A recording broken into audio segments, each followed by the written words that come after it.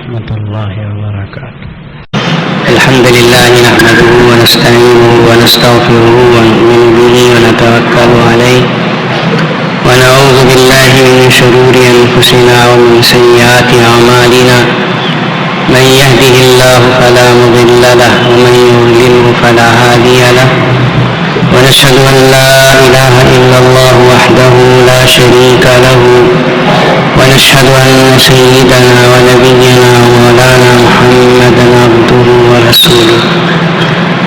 قال الله تبارك وتعالى: أعوذ بالله من الشيطان الرجيم، بسم الله الرحمن الرحيم. لقد كان لكم في رسول الله أسوة حسنة لمن كان يرجو الله واليوم الآخر وذكر الله كثيرا. صدق الله مولانا العظيم. محترم حاضرین، پچھلے جمعہ سے پیوستہ جمعہ میں نے ایک مضمون آپ کے سامنے شروع کیا تھا، اس کو میں یاد دلا دوں کہ میں نے عرض کیا تھا کہ اسلام کی نظر میں مرد و عورت یکساں ہیں. جو بھی نیک کام کرے، اچھے اعمال انجام دے، خواہ وہ مرد ہو یا عورت ہو، اللہ اس کے اعمال کی قدر کر دے. بلکہ عورت کا درجہ کچھ بڑا ہوا ہے، اس لیے کہ عورت ایک ایسی شخصیت ہے جس کے بارے میں نے آپ کو بتایا تھا، اور خاص طور پر یہ نقطہ میں نے عرض کیا تھا کہ دنیا میں بڑے بڑے جو انسان اور شخصیتیں گزری ہیں، ان کی کامیابی کے پیچھے آپ دیکھیں گے کہ کسی نہ کسی عورت کا ہاتھ نظر آئے. اس کی ایک مثال تو میں نے آپ کو دی کہ نبی پاک صلی اللہ تعالی علیہ وسلم غار حرا سے پریشان تشریف لائے تو حضرت اماں خدیجہ الکبریٰ رضی اللہ تعالی عنہا نے جن الفاظ سے تسلی دی تھی وہ تاریخ کا ایک سنہرے حرفوں میں لکھا ہوا حصہ ہے. سب سے پہلے بحیثیت نبی کے حضرت خدیجہ الکبریٰ نے آپ کو دیکھا اور آپ کو مضطرب پریشان دیکھا، تسلی اور جن الفاظ سے تسلی دی امام بخاری نے اس کا تذکرہ کیا، اور ان تسلی کے الفاظ کو پا کر رسول اللہ صلی اللہ علیہ وسلم مطمئن ہو گئے. اس کے بعد حضرت خدیجہ الکبریٰ رضی اللہ تعالی عنہا نے حضور پاک صلی اللہ علیہ وسلم کے قدموں میں اپنی دولت نشاور کر دی، آپ کا ساتھ دیا، اتنا ساتھ دیا کہ جس وقت حضرت خدیجہ الکبریٰ کا انتقال ہوا اس رات میں گھر میں چراغ جلانے تیل نہیں تھا. ساری دولت جو بے پناہ دولت تھی حضرت خدیجہ الکبریٰ کے پاس، نبی پاک صلی اللہ علیہ وسلم نے نیک کاموں میں خرچ فرمایا. اس حد تک انہوں نے ساتھ دیا. آپ اندازہ لگا سکتے ہیں کہ عورت کا کردار کتنی دور تک جا سکتا ہے. اور پھر حضرت عائشہ صدیقہ رضی اللہ تعالی عنہ اس امت کی سب سے بڑی عالمہ، تاریخ میں ہے کہ جس وقت رسول اللہ صلی اللہ علیہ وسلم نے دنیا سے وصال فرمایا اس وقت حضرت عائشہ کی عمر 18 برس کی تھی. اس کے بعد 10 برس حضرت عائشہ صدیقہ رضی اللہ عنہا دنیا میں حیات رہی اور امت مسلمہ کی عورتوں کو دین سکھایا، اور ضرورت پڑتی تھی تو اکابر صحابہ اپنی الجھنوں کو لے کر آتے تھے، مسائل پوچھتے تھے، اور قرآن کی کوئی آیت سمجھ میں نہیں آتی اور کوئی بات گنجلک ہو جاتی تھی تو حضرت عائشہ صدیقہ اس کو حل فرمایا کرتی. تو سب سے بڑی عالمہ حضرت عائشہ صدیقہ رضی اللہ عنہا، اور پھر حضرت حفصہ بنت عمر بن خطاب امہات المومنین میں سے۔ قرآن پاک کی اتنی عمدہ اور عجیب و غریب حافظ قرآن کہ عورتوں میں ان کی ٹکر کا کوئی حافظ قرآن نہیں تھا۔ پھر ایک اور عجیب بات میں کہوں کہ اسلام میں اسلام کے نام پر شہید ہونے والے کون تھے؟ سب سے پہلے شہید ہونے والی عورت تھی، کوئی مرد نہیں تھا۔ تاریخ پڑھ لیجیے، اس میں لکھا ہے کہ حضرت سمیہ رضی اللہ تعالیٰ عنہ یہ سب سے پہلے اسلام پر شہید ہونے والوں میں سے ہیں جو عورت ذات سے تعلق رکھتی ہیں۔ تو میں نے عرض کرنے کا مطلب یہ کہ عورت اگر خدا اور رسول سے وابستہ ہو، قرآن اور حدیث سے تعلق رکھتی ہو اور جو احکامات اللہ اور رسول کی طرف سے ہیں ان کی پابند ہو، تو ایسی عورت کی عظمت کو سلام کرنا چاہیے۔ ایسی عورت اس امت مسلمہ کے لیے بہت بڑی نعمت ہے۔ لیکن آج کل کی وہ عورت جو یوں کہتی پھرتی ہو کہ ہمیں قرآن بس ہے، حدیث کی ضرورت نہیں، ہمیں آزادی سے پھرنے کی اجازت چاہیے، یا ہمیں کمروں میں گھروں میں قید کر کے برقعوں میں کیوں بند کر دیا، ایسی عورتوں سے اسلام کو خطرہ ہے، ایسی عورتوں سے اسلام کو کوئی فائدہ نہیں۔ ایسی عورتوں کے گودوں میں پلنے والی اولاد اس دنیا کے اندر آفت بنے گی، مصیبت بنے گی، کان کینی بنے گی۔ عورت کے ہاتھ میں ہے کہ وہ مرد کو بناتی ہے۔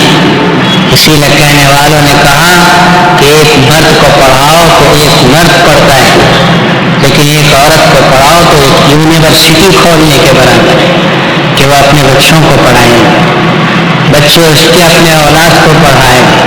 ایک سلسلہ چلتا ہے، ایک عورت کو پڑھاتے ہیں تو تعلیم کا سلسلہ چلتا ہے،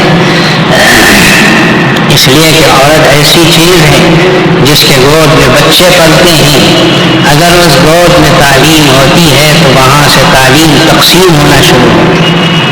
تو عورت بہت بڑی دولت بھی ہے اگر اسلام کے نام پہ قائم ہو، اور عورت سب سے بڑی مصیبت بھی ہے اگر اسلام سے وہ دور ہوتی چلی جاتی۔ میں عرض کر رہا تھا کہ عورت ایک ایسی چیز ہے جو مرد کو بناتی ہے۔ مرد کا کردار اگر کوئی بنا سکتی ہے اور بگاڑ سکتی ہے تو وہ عورت ہے۔ میں نے نبی کریم صلی اللہ علیہ وسلم کی مثال پیش کی۔ حضرت عمر بن خطاب رضی اللہ تعالیٰ عنہ کو ایمان کی طرف مائل کرنے والی ان کی بہن فاطمہ تھی۔ ایک جملہ بہن نے کہا کہ عمر، تیری رگوں میں جس باپ کا خون دوڑ رہا ہے اسی باپ کا خون میری رگوں میں، تو اگر سخت ہے تو میں بھی سخت ہوں، میری جان نکال سکتا ہے لیکن میرے دل سے ایمان نہیں نکال سکتا۔ حضرت عمر سوچنے پر مجبور ہو گئے کہ یہ ایمان کیا چیز ہے جس کے لیے عمر کی بہن اتنے سخت الفاظ کہتی۔ اور پھر وہ وقت آیا کہ حضرت عمر بن خطاب رضی اللہ تعالیٰ عنہ نبی کریم صلی اللہ علیہ وسلم کی خدمت اقدس میں حاضر ہو کر ایمان قبول فرمائے۔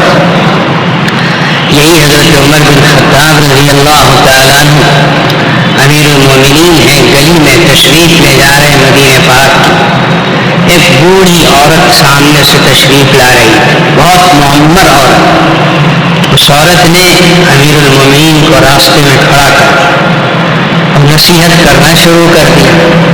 امیر المومنین کے ساتھ بہت سے صحابہ تھے، ان کو گران گزری یہ بات کہ کوئی بوڑھی عورت اس طرح امیر المومنین کو راستے پہ روکے رکھ کے نصیحت کرے۔ وہ بوڑھی عورت کہتی جا رہی تھی کہ عمر اس وقت کو یاد کر جب تجھے عمیر کہا جاتا تھا، عمر اس وقت کو یاد کر جب تیرا باپ تجھے یہ تعنے دیا کرتا تھا کہ تجھے اونٹ چرانا نہیں آتا۔ مختلف اب اگر تو امیر المومنین بنا ہے تو مسلمانوں کی خبر یہی کرنا تیرا فرض ہے، مسلمانوں کے کوئی بھوکا نہ سوئے اور کوئی پریشان حال نہ ہو یہ جاننا تیرا فرض ہے۔ کہتی چلی جا رہی یہاں تک کہ ایک صحابی نے روکنا چاہا تو حضرت عمر نے اس کو کہہ دیا کہ نہیں، ان کو کہنے دو، کہنے دو۔ جب کہہ کر چل پڑی، حضرت عمر بن خطاب رضی اللہ تعالیٰ عنہ نے فرمایا تم جانتے نہیں یہ کون ہے؟ یہ خولہ ہے جن کے لیے آسمانوں کے دروازے کھلے، قرآن پاک کی وحی اتری۔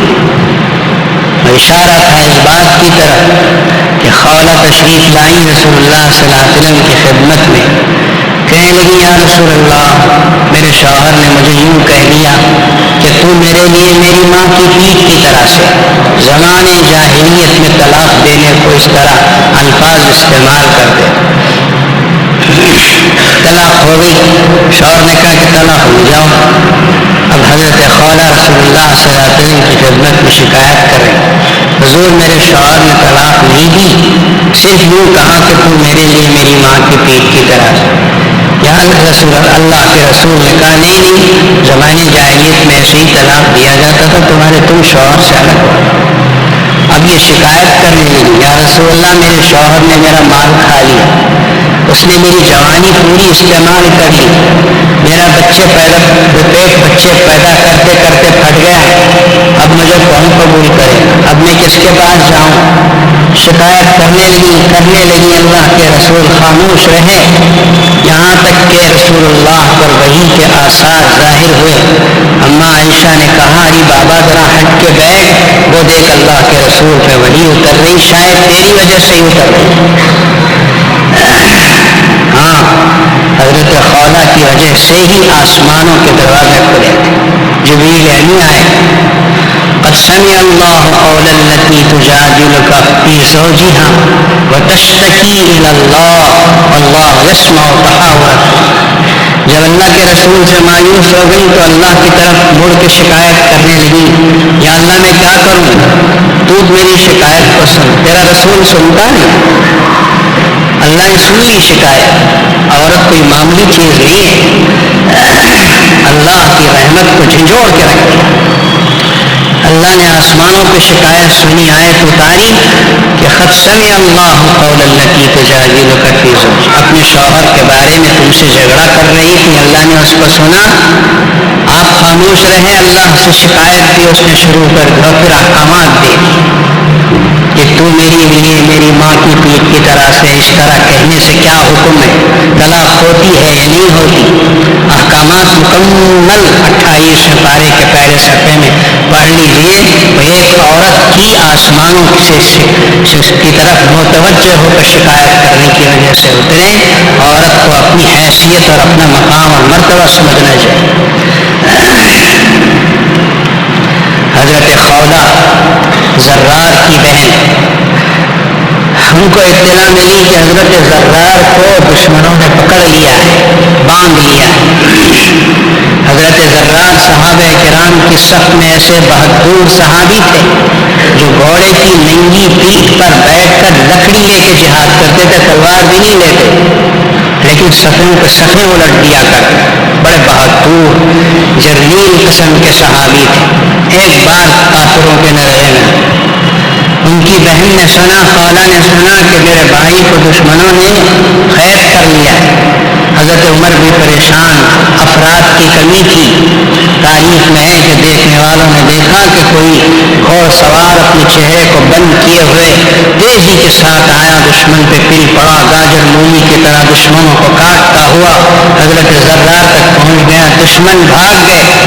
زرار کو اس نقاب پوش نے چھڑا کے واپس لایا۔ کسی نے پوچھا آپ نقاب پوش کون ہیں؟ کہا میں خولہ ہوں، زرار کی بہن۔ آج بھائی کے لیے بہن کام آ گئی، اس لیے نہیں کام آئی کہ بھائی بہن کا رشتہ ہے، اس لیے کام آئی کہ زرار اسلام کے لیے کام آنے والے۔ حضرت خنسا ایک صحابیہ ہیں، بہت بہادر قسم کی صحابیہ، جہاد میں تشریف لے جانے والی۔ 4 نوجوان بیٹوں کو سنوارا، سجایا، آنکھوں میں سرما لگایا، بدن پہ عطر ملا اور مل کر یہ کہا کہ بیٹو آج میں تمہیں تیار کر کے کسی تخت نوشہی پہ نہیں بھیج رہی ہوں، بلکہ میدان جہاد میں بھیج رہی ہوں، خدا کے نام پہ شہید ہو جاؤ، کل قیامت کے دن سر میرا فخر سے اونچا رہے گا کہ خنسا وہ عورت ہے جس کے جوان بیٹے جام شہادت نوش کرے۔ اور ہوا بھی وہی کہ جس جہاد میں تیار کر کے حضرت خنسا نے اپنے 4 جوان خوبصورت بیٹوں کو بھیجا تھا، وہاں سے ان کی لاشیں آئیں، اور بجائے اس کے کہ حضرت خنسا ان لاشوں پہ آنسو بہا دی، جو قصیدہ کہا وہ تاریخ کا ایک ایسا قصیدہ ہے جسے علماء پڑھتے پڑھاتے ہیں، اور عجیب و غریب قسم کا قصیدہ کہا کہ میں کامیاب ہو گئی، قیامت کے دن میں سرخرو ہو گئی۔ عورت اسے کہتے ہیں، وہ عورت آج کی عورت وہ نہیں ہے کہ جو آدھے دیدے کپڑے پہن کر اپنے ہونٹوں کو سرخ کر کے بیان دے کہ قرآن مجید کی ہمیں خاص ضرورت ہے، حدیث کی ضرورت نہیں۔ یہ عورت نہیں، یہ فتنہ ہے، اس بات کو اچھی طرح سمجھ کے رکھو۔ سنت میں انبیاء پیدا ہوئے تو کن عورتوں سے پیدا ہوئے، سنت میں اولیاء پیدا ہوئے تو کن عورتوں سے پیدا ہوئے، اسے سمجھ کے رکھو اچھی طرح، اپنی عورتوں کی، اپنی بچیوں کی ویسے ہی تربیت کرو۔ حضرت سیدنا شیخ عبد القادر جیلانی رحمۃ اللہ علیہ جیسی شخصیت دنیا میں وجود میں آئی تو ان کو دیکھنے سے پہلے ان کی ماں کو دیکھو کہ ان کی ماں کتنی عابدہ تھی، زاہدہ تھی۔ بیٹے کو بھیجا بغداد کی طرف، بیٹے تمہارے بدن میں ہم نے فلاں جگہ درہم چھپائے ہیں، راستے میں ڈاکوؤں کا خطرہ چھپا دیا، لیکن اتنا ضرور کہہ دیا کہ کبھی جھوٹ نہ بولنا۔ بیٹے نے جھوٹ نہیں بولا، ڈاکوؤں نے قافلہ لوٹ لیا، چھوٹے بچے کے پاس بھی کچھ ہو سکتا ہے، تلاشی لی، نہیں ملا۔ ڈاکوؤں کے سردار نے پوچھا تیرے پاس کچھ بھی نہیں ہے؟ کہا ہے فلاں جگہ چھپے ہوئے، تو دیکھا تو فلاں جگہ سچ مچ چھپے ہوئے 40 درہم و دینار۔ ڈاکوؤں کے سردار نے پوچھا کہ بیٹے اگر تم نہ بتاتے تو ہمیں پتہ نہیں چلتا، تمہیں بتایا کیوں؟ کہا میری ماں نے مجھے جھوٹ بولنے سے منع کیا، میں جھوٹ نہیں بولوں۔ سب سے پہلے اس زمانے میں، اس عمر میں حضرت شیخ عبد القادر جیلانی کے ایک عمل کی وجہ سے پورے ڈاکوؤں نے توبہ کی۔ ایک بچہ اپنی باپ کی اتنی بات مانے، اور ہم اتنے بڑے بڑے دانگے ہو کر، بڑے بڑے ہو کر اپنے خدا کی نہ مانے، سب نے توبہ کر دی۔ آپ کو یہاں ماں کا کردار نظر آئے گا، ماں کا بہترین کردار اپنے بیٹے کے لیے جو نصیحت کی تھی وہ نصیحت کام آئی۔ بایزید بستانی رحمۃ اللہ علیہ بہت مشہور بزرگ حضرت جنید بغدادی فرماتے ہیں کہ بایزید بستانی کا اولیاء کرام میں مقام ایسا ہے جیسا تمام فرشتوں کے درمیان حضرت جبریل علیہ السلام کا مقام۔ اتنے بڑے کیسے بنے؟ ماں نے بایزید بستانی رحمۃ اللہ علیہ کو اسکول میں، مدرسے میں داخل کیا۔ حضرت سے کہا حضرت پڑھائیے لکھائیے، گھر بھیجنے کی ضرورت نہیں ہے۔ حضرت پڑھاتے تھے، قرآن پڑھا رہے ہیں، حفظ کرا رہے ہیں، ایک ماں، بچے کو ماں یاد آئی، ماں کا گھر یاد آیا۔ حضرت سے کہا حضرت میں گھر جانا چاہتا ہوں۔ حضرت نے سبق دیا، یہاں سے یہاں پہ یاد کر کے سناؤ، خوب سبق دے دیا۔ بچہ ذہین تھا، پورا یاد کر کے سنایا تو اب وعدے کے مطابق حضرت کو چھٹی دینی تھی، حضرت نے چھٹی دے دی۔ جا کے گھر کا دروازہ کھٹکھٹایا، ماں نے اندر مسلے پہ بیٹھے بیٹھے پوچھا کون ہے؟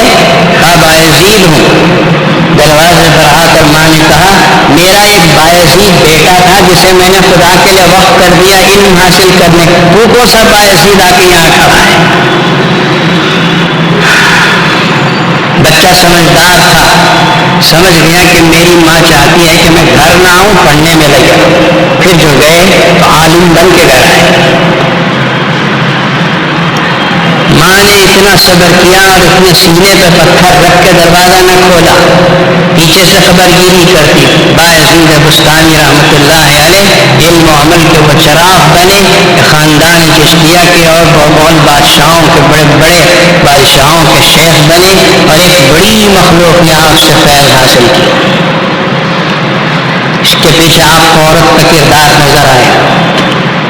حضرت خواجہ بختیار کاکی رحمت اللہ علیہ، کاکی یہ ہندی لفظ ہے، کاکی کا معنی ہی روٹی کیا ہے، کہ روٹی کا لفظ ان کے نام کے ساتھ کیسے جڑ گیا؟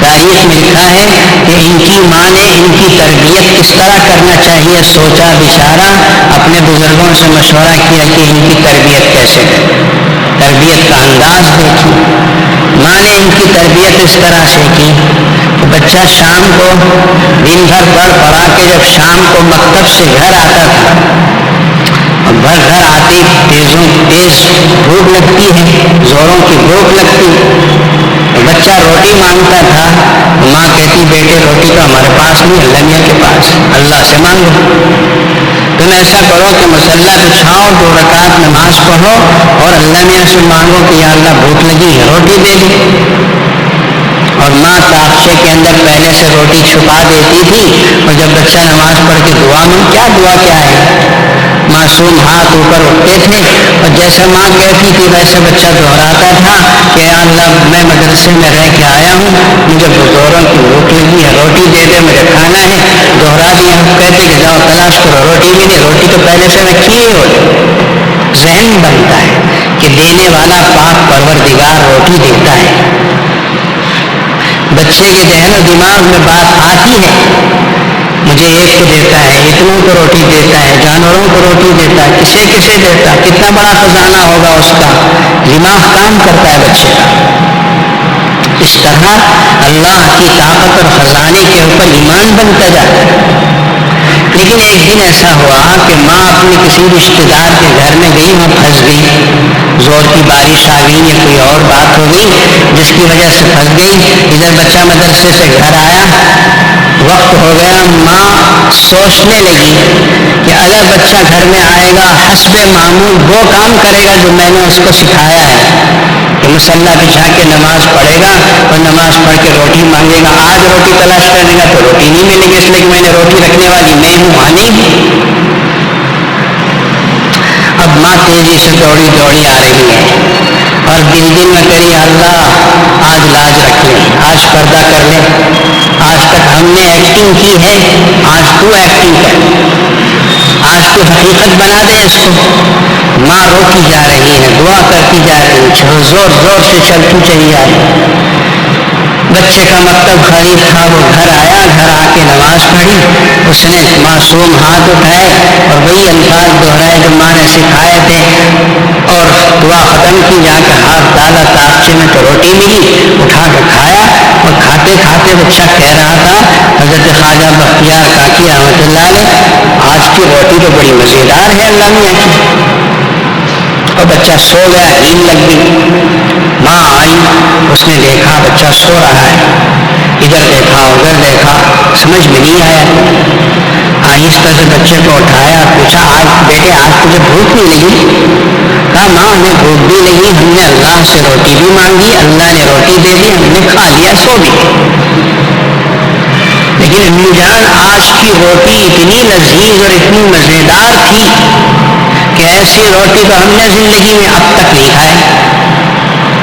ماں کی آنکھوں سے آنسو نکل گئے، یا اللہ تیرا شکر ہے تو نے میری لاج رکھی۔ مائیں ایسی ہوتی، ماں کا کردار ایسے ہوتا ہے، جس کا ایمان خدا پر ہو، جس کا ایمان رسول پر ہو، وہ اسلام پہ چلتی ہو، وہ اپنے بچوں کو ایسے بناتی ہے کہ خواب بختیار کاکی بڑے بنتے ہیں تو سرخیر اولیاء میں سے بنتے ہیں۔ آج کل کی عورت ABCD تھوڑا سا پڑھ لیا اور پڑھا کہ قرآن کو تنقید، قرآن بس ہے، حدیث ضرورت نہیں۔ اللہ ہماری اس امت مسلمہ کی دوسری عورتوں کا ایسے فتنوں سے حفاظت فرمائے۔ اپنی عورتوں کو نصیحت کرو کہ تمہارے ہاتھ میں ہے بچوں کو بنانا، شوہر کو بنانا، شوہر بگڑے سے بگڑا ہوا شخص بھی کیوں نہ ہو، اگر عورت نیک ہو تو اس کو بنا سکتی ہے، ہمارا چیلنج ہے۔ لیکن اگر عورت بھی بگڑی ہوئی ہو تو بگڑے ہوئے کو اور بگاڑ، کیریکٹر اس کا بنا ہوا ہونا چاہیے۔ اسی لیے ہم اکثر و بیشتر آپ سے کہا کرتے ہیں کہ اپنی بچیوں کی، اپنی لڑکیوں بیٹیوں کی تربیت پر خاص توجہ دو۔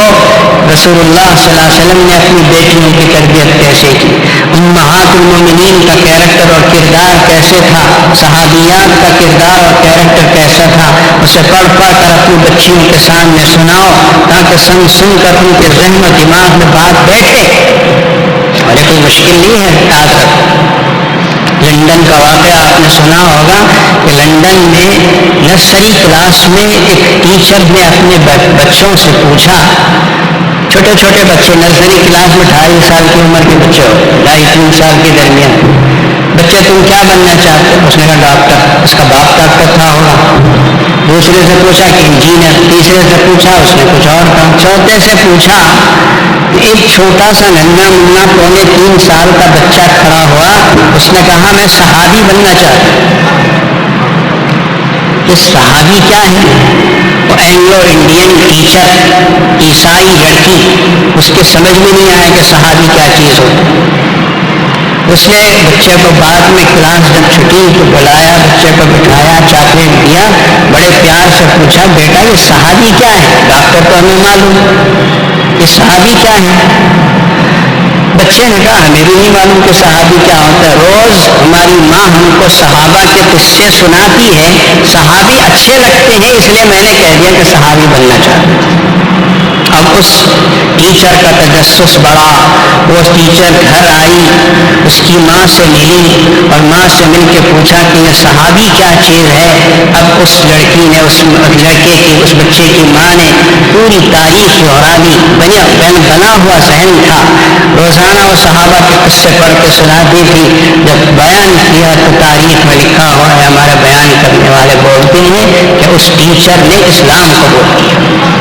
کہاں سے کہاں بات جائے؟ عورتوں کو بناؤ اپنے، برباد مت کرو۔ یہ فیشن کی دنیا، یہ ٹی وی کی دنیا، یہ سب چیزوں سے دور رکھ کے اسلام کے قریب رکھو، اسلامی احکامات سکھاؤ، تب جا کر تمہاری عورتیں ایسے بنے گی کہ ان کے گوشت سے بختیار کاکی اور باعزید بستانی جیسی اولاد پیدا ہو۔ آج یہ پیدا نہ ہو، یہ کیا بات ہے کہ اچھے لوگ پیدا نہیں ہو؟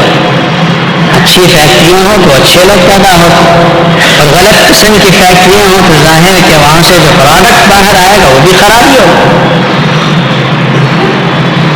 تو میں نے عرض کرنے کا مطلب یہ تھا کہ دنیا کے ہر کامیاب ترین شخص کے پیچھے آپ دیکھیں گے کہ کسی عورت کا کردار نظر آتا ہے۔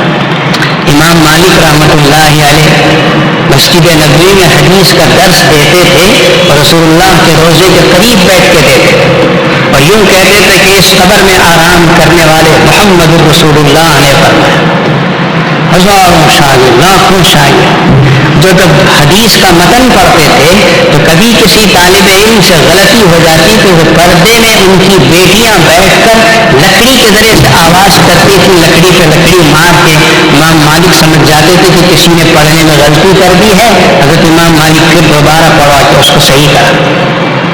بیٹیاں پیچھے بیٹھی کام کر رہی باپ کے پیچھے، وہ بھی محدث ہیں۔ آج کل آپ اپنی بیٹیوں کی شادیوں میں قرآن پاک خرید کے دیتے ہیں، پیسے والا ہو تو قیمتی قرآن خرید کے دیتا ہے، معمولی آدمی ہو تو معمولی قرآن خرید کے دیتا ہے۔ میں آپ کو بتاؤں کہ پچھلے زمانے میں جب پریس نہیں تھا تو ہم نے تاریخ میں پڑھا کہ بچیاں اپنا قرآن خود اپنے ہاتھ سے لکھتی تھی، لکھنا سکھایا جاتا تھا اس زمانے میں، اردو، عربی، فارسی، اور اس زمانے میں اردو نہیں تھی تو عربی، فارسی بھی اس زمانے میں نہیں تھی تو عربی میں قرآن لکھنا سکھایا جاتا تھا۔ اپنے ہاتھ سے اپنا قرآن لکھ کے اپنا نام لکھ کے رکھتی تھی۔ جب اس بچی کے نکاح کا موقع ہوتا تو باپ پوچھتا بیٹی تیرا قرآن سب تیار ہے؟ تیار ہے تو نکاح کرو، اسی جہیز میں دے کے بھیجو۔ جس بچی کا قرآن لکھا ہوا تیار نہیں ہوتا تھا اس سے کہا جاتا تھا کہ تم قرآن تیار کر لو، تمہاری نکاح کا وقت آنے والا ہے۔ آج یہ صورتحال ہے۔ حضرت امام شافعی رحمۃ اللہ علیہ لاکھوں دنیا میں ان کے ماننے والے، گھر سے نکلے، ماں نے ان کو پڑھنے کے لیے بھیجا، بچپن میں غریبی، ناداری، بھوک پیاس، افلاس کا زمانہ،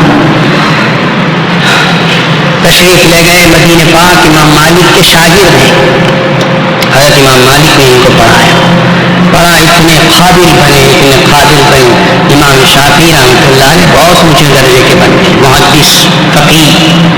جب روانہ ہونے لگے واپس اپنے گاؤں کو، تو امام مالک نے کئی صندوق پیسہ دیا ہے، کپڑے دیے، دولت دی۔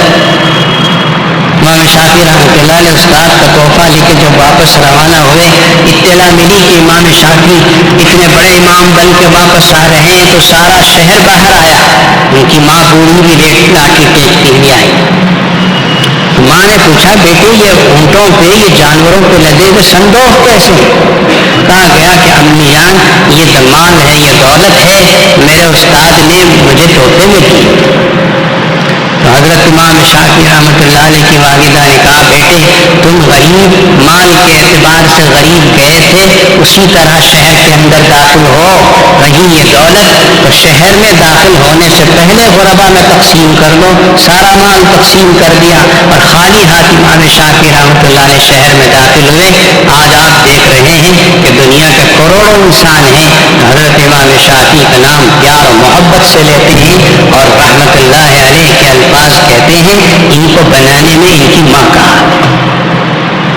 امام محمد غزالی، امام احمد غزالی، دو بھائی۔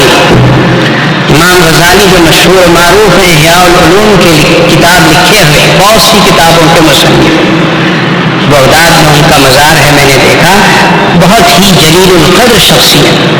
اور تاریخ کی ایک بات میں بھی بتا دوں کہ یہ دونوں بیٹے پیدا ہوئے یتیم، دونوں یتیم ہو گئے، باپ کا انتقال، چھوٹے تھے اس وقت باپ کا انتقال ہو گیا، یتیم تھے، ماں نے اپنا سب کچھ قربان کر کے امام احمد غزالی، محمد غزالی کو پڑھایا لکھایا، اس درجے قابل بنایا کہ لوگ ان کو آج امام کے لفظ سے یاد کریں۔ لوگ آج پیسہ نہ ہونے کا بہانہ کرتے ہیں، کھانا ہے نہیں، غریبی ہے، پہننے کو کپڑے نہیں۔ اگر کوئی اپنی اولاد کو بنانا چاہے تو عورت ہر قسم کی قربانی دے کر بنا سکتی ہے، جس کی چند مثالیں اس وقت میں نے پیش کی۔ تو عورت بنے، میں نے ابھی پچھلے جمعہ جو ہمارا مجلہ ریلیز ہوا سیرت، مضامین سیرت کے نام سے، اس میں ایک اداریہ میں نے لکھا ہے کہ عورت اپنی حیثیت پہچانے۔ اس میں نے اسی مضمون کو جو اس وقت آپ کے سامنے پیش کیا، میں نے اس کو بہت تفصیل سے لکھا ہے۔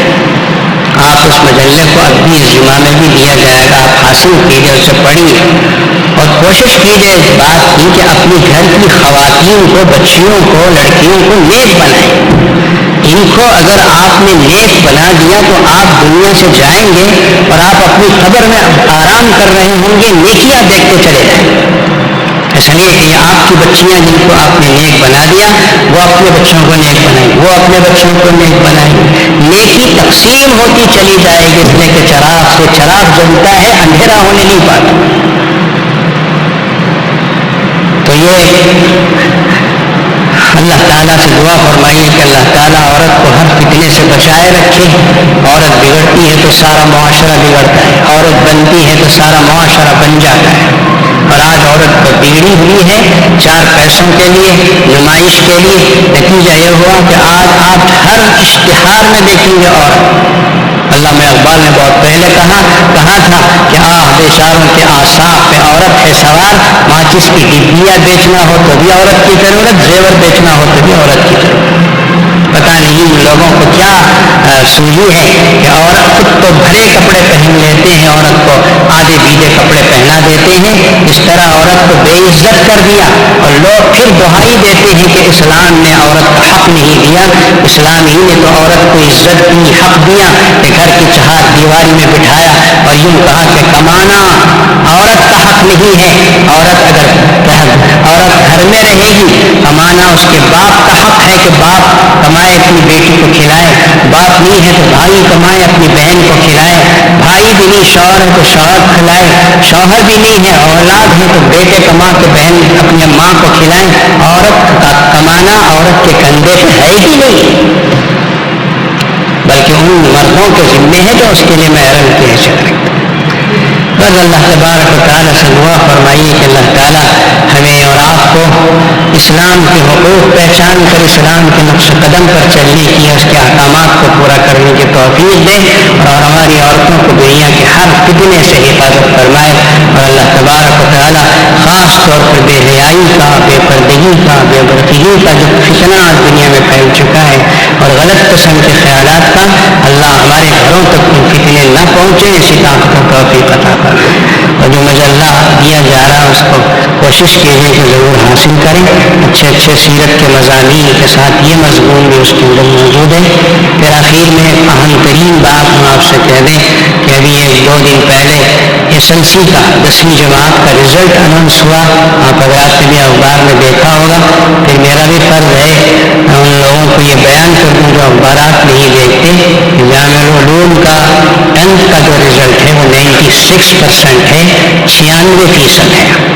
بہت عمدہ رزلٹ ہے یہ، اس لیے کہ ڈپارٹمنٹ کے ایک صاحب نے مجھ سے کہا، ایک آفیسر جو اس وقت آن ڈیوٹی ہے، انہوں نے کہا کہ 90 سے جب رزلٹ آگے کسی کا بڑھ جاتا ہے تو اسے ڈپارٹمنٹ میں 100% ہی دیتے ہیں۔